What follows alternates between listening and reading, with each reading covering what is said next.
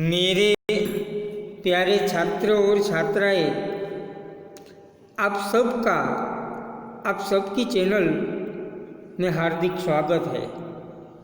आज हम कविता नो बाढ़ की संभावनाएं के बारे में चर्चा करेंगे, जिसके कवि है दुष्यंत कुमार और इस कविता का साहित्य प्रकार है गज़ल।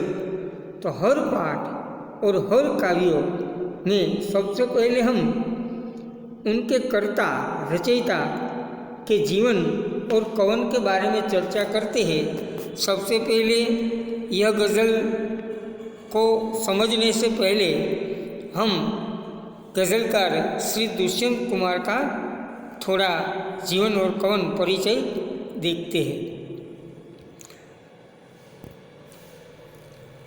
दुष्यंत कुमार का जन्म राजापुर जिला नवादा बिजनौर उत्तर प्रदेश में हुआ था।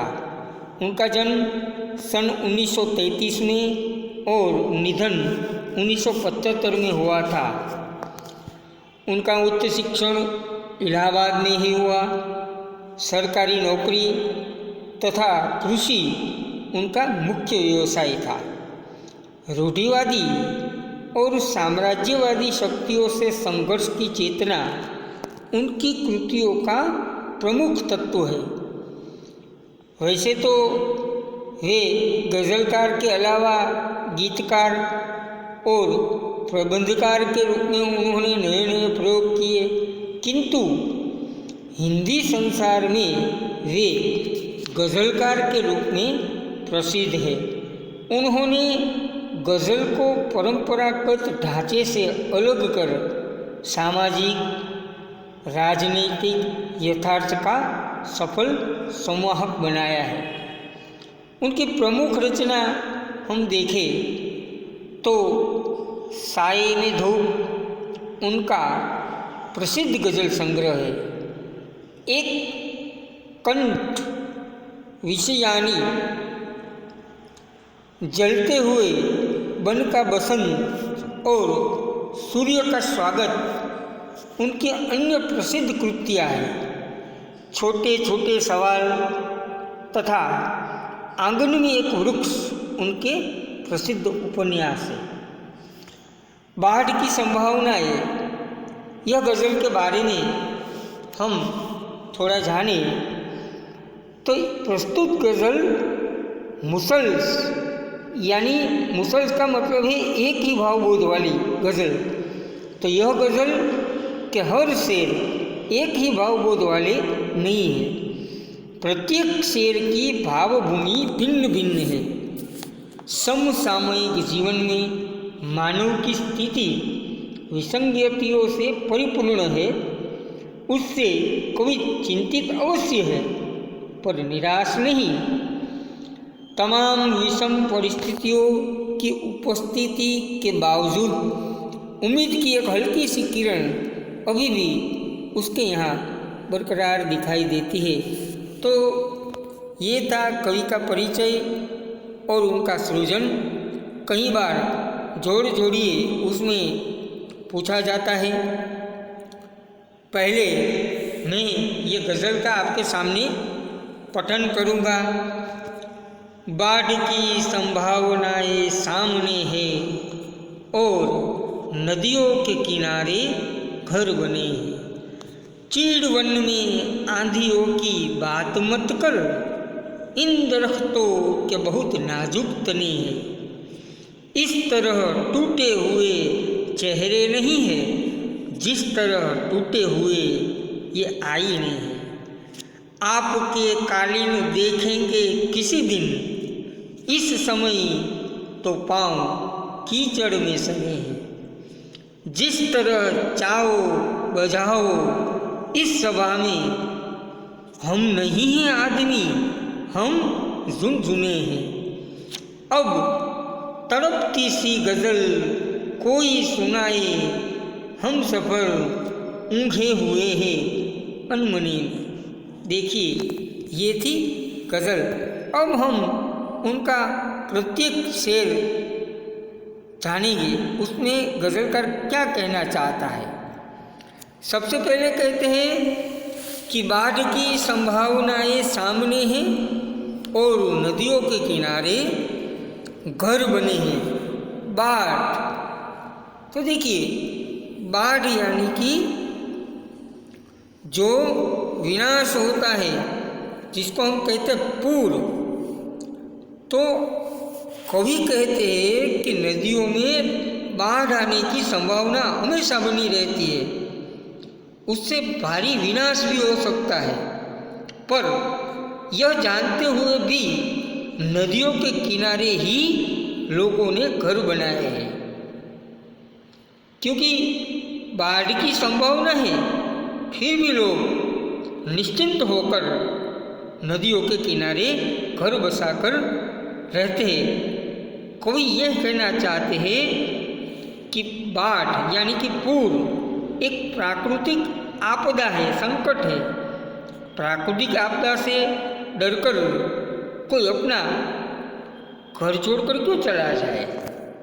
आगे कहते हैं कि चीड़ वन में आंधियों की बात मत करो, हर दरख्तों के बहुत नाजुक तने हैं। चीड़ यानी कि पर्वतीय प्रदेश से उगने वाले लंबे तने वाले बहुत ऊंचे पेड़, और दरख्त यानी कि पेड़ नाजुक, उसका मतलब है सुकुमार। कवि कहते हैं कि चीड़ के वृक्षों के तने बहुत नाजुक होते हैं, इतने कि तेज हवा चलने पर भी उनके टूटकर गिर जाने का अंदेशा है।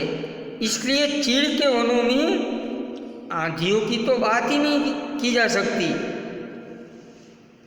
आंधियाँ चलने पर तो चीड़ के सारे वृक्ष धराशायी हो जाते हैं, फिर भी चीड़ के वन तो है ही। आगे कहते हैं कि इस तरह टूटे हुए चेहरे नहीं हैं जिस तरह टूटे हुए ये आईने। आईना, कोई कहते हैं कि लोगों में हताशा है, पर वे इतने परस्त नहीं हैं जिस तरह टूटे हुए आईने होते हैं। टूटे हुए आईने टूटने पर आप सब जानते हैं टुकड़े टुकड़े हो जाते हैं। यहाँ लोगों में अभी भी कुछ कर गुजरने की शक्ति शेष है। किस तरह अच्छी बात कवि ने कही है, टूटे हुए चेहरे नहीं हैं जिस तरह आईने टूटे। लोगों में कुछ करने की, हताश होने पर भी लोगों में कुछ कर बीतने की जान अभी भी बाकी होती है। आगे कहते हैं कि आपके कालीन देखेंगे किसी दिन, इस समय तो पाँव कीचड़ में सने हैं। देखिए इस गज़ल में क्या कवि ने शेर कहा है। कालीन यानी कि गलीचा। कवि कहते हैं कि अभी तो कष्ट से गुजरने के दिन हैं, उनके पैर अभी कीचड़ में सने हैं। इस कष्ट से मुक्ति मिलने पर ही वे किसी के सुखद आश्वासन अथवा उसके वैभव के दर्शन कर सकेंगे, वरना उस वैभव पर भी दाग लग जाएगा। क्योंकि कवि कहते हैं, यहाँ हमें इस शेर में बहुत ही अच्छी बात बता है कि व्यक्ति पर सभी को अपने जीवन में सुख और दुख से गुजरना पड़ता है। दुख यानी कि कष्ट, और इस कष्ट से गुजर जाने के बाद ही उनसे सुख मिलता है, पर उनकी आस छोड़नी नहीं चाहिए, ऐसा इस शेर में कहते हैं। जिस तरह चाओ बजाओ इस सभा में, हम नहीं हैं आदमी, हम झुनझुने हैं। झुनझुने मतलब कि गुनगुने, हम सफ़र यानी कि साथी। कवि कहते हैं कि इस सभा में हमारी स्थिति किसी असहाय व्यक्ति जैसी है। तुम जैसे भी चाहो हमारा उपयोग करो, हमारी हैसियत आदमी के रूप में नहीं रह गई है।